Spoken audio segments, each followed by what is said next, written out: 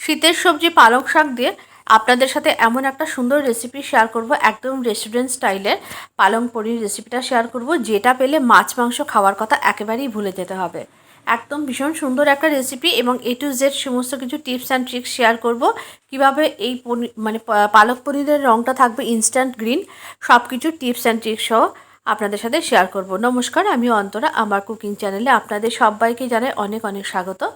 পালং পনির রান্নার জন্য প্রথম যেটা দরকার সেটা হচ্ছে পালং শাক। পালং শাকটাকে খুব ভালো করে আমি প্রথমে গোড়াটাকে কেটে ফেলে দিয়েছি, কারণ গোড়ায় প্রচুর পরিমাণে বালি থাকে। তারপরে আমি একবারে পালং শাকটাকে ভালো করে ধুয়ে স্টেনারে জল ঝরাতে দিয়েছি।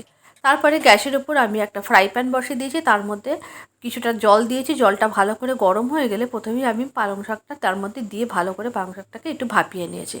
জলটা ঝরিয়ে নিয়েছি। গরম জলটা ঝরিয়ে নেওয়ার পরেই পালং শাকটাকে দিয়ে দিতে হবে একদম বরফ ঠান্ডা জলে। যেহেতু এখন শীতকাল তাই আমি ঠান্ডা জল ব্যবহার করলাম, যদি গরমকাল হতো আমি ডাইরেক্ট বরফ ব্যবহার করতাম। দিয়ে খুব পালং শাকটাকে সুন্দর করে ভিজিয়ে রাখতে হবে। এই যে ঠান্ডার মধ্যে দেওয়ার জন্য পালং শাকের রঙটা থাকবে কিন্তু একদম অ্যাজ ইট ইজ, মানে গ্রিন কালারটা কোনো রকমভাবেই নষ্ট হবে না, ব্ল্যাক হয়ে যাবে না, মানে মিক্সিতে পিষাই করার পর।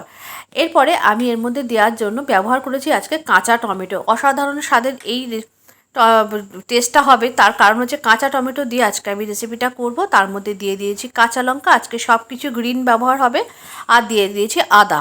এখানে আমি রসুনের কোয়া দিতে ভুলে গেছি, তারপরে আমি এর মধ্যে রসুনের পেস্ট অ্যাড করে দিয়েছি। আর তারপরে এর মধ্যে কিছুটা পরিমাণ পালং শাক আমি জল নিংড়িয়ে এর মধ্যে দিয়ে ভালো করে আমি মিক্সিতে দিয়ে একদম মিহি একটা পিউরি বানিয়ে নিয়েছি।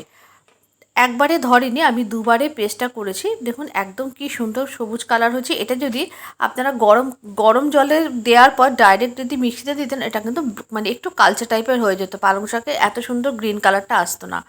পিউরিটা রেডি হয়ে গেছে। এরপরে আমি কিছুটা টক দই খুব সুন্দর করে ফেটিয়ে নিয়েছি। এবার টক দইটাকে একটা বোলের মধ্যে নিয়ে নিয়েছি। কিছু মশলার মধ্যে অ্যাড করব। 1 চামচ ধনে গুঁড়ো, 1 চামচ জিরে গুঁড়ো, একটু গরম মশলার গুঁড়ো, স্বাদ অনুযায়ী নুন আর চিনি। সমস্ত মশলাই আমি এর মধ্যে দিয়ে দিয়েছি। আর এক্সট্রা কোনো মশলা আর রান্না করার সময় ব্যবহার করব না। তার কারণ হচ্ছে মশলা দিয়ে যত কষানো যাবে তত কিন্তু এই মানে পালং শাকের রঙটা কিন্তু গ্রিন হতে থাকবে। এরপরে গ্যাসের উপর একটা ফ্রাই প্যান বসিয়ে দিয়েছি, তাতে দিয়ে দিয়েছি সাদা তেল। দেওয়ার পর আমি এর মধ্যে তিকোনা করে কেটে রাখা পনিরগুলো অল্প লবণ দিয়ে ভেজে নিয়েছি। পনিরগুলোকে এতটা লাল করে ভাজবেন না, আমি একটু বেশি লাল করে ভেজে ফেলেছি। একটু সাদাটে থাকতে রাখবেন। আর যদি মনে করেন অনেকে আছে পনির ভাজেন না, নাও ভাজতে পারেন, একটু শুধু নুন জলে ভিজিয়ে রাখলেও হবে। তারপরে এর মধ্যে দিয়ে দিয়েছে পালং শাকের পিউরিটা। দেখুন অ্যাজ ইট ইজ আছে কিন্তু কালারটা। এবং হাই হিটে একেবারেই রান্না করা যাবে না, মিডিয়াম টু লো ফ্লেমে একদম সুন্দর করে রান্না করতে হবে। আর তারপরে এর মধ্যে টমেটোর পেস্টটা দিয়ে দইয়ের যে আমি মিশ্রণটা বানিয়ে রেখেছি সেটা দিয়ে দিয়েছি। দিয়ে মিডিয়াম টু লো ফ্লেমে একদম আস্তে আস্তে করে কষাতে হবে। আর হাই ফ্লেমে দিলে জানেন দইটা ফেটে যেতে পারে, তাই একদম সুন্দর করে আস্তে আস্তে কষাতে হবে। দেখুন এখনও পর্যন্ত কালার কিন্তু অ্যাজ ইট ইজ আছে। যখন বেশ তেল ছেড়ে দিয়েছে তখন এর মধ্যে পনিরগুলো দিয়ে দিয়েছি, আর অল্প মিক্সি জার ধোয়া জলটা কিন্তু এর মধ্যে দিয়েছি। দেওয়ার পর এরপরে একদম মিডিয়াম টু লো ফ্লেমে আস্তে আস্তে করে কষিয়ে নিতে হবে, নিয়ে এটাকে রান্না করতে হবে। রান্নাটা মোটামুটি রেডি হয়ে গেছে। দেখুন কি সুন্দর তেল ছেড়ে দিয়েছে। তখন আমি এর মধ্যে আরও 2 চামচ মতো এই পালং শাকের যে পিউরিটা বানিয়ে রেখেছি সেটা অ্যাড করেছি। সেটা একেবারে শেষে দিতে হবে। আর তারপরে নামানোর আগে একটু কসুরি মেথি দিয়ে দিয়েছি। আপনারা চাইলে একটু বাটার এই সময় অ্যাড করতে পারেন। একদম রেস্টুরেন্টে কিন্তু ঠিক এই রকম ভাবেই বানানো হয়, তার জন্য পালং পনিরের মানে টেস্ট হয় এত বেশি ভালো। আর এর মধ্যে কোনো গোটা গরম মশলা ফোড়ন দেওয়ার দরকারই নেই।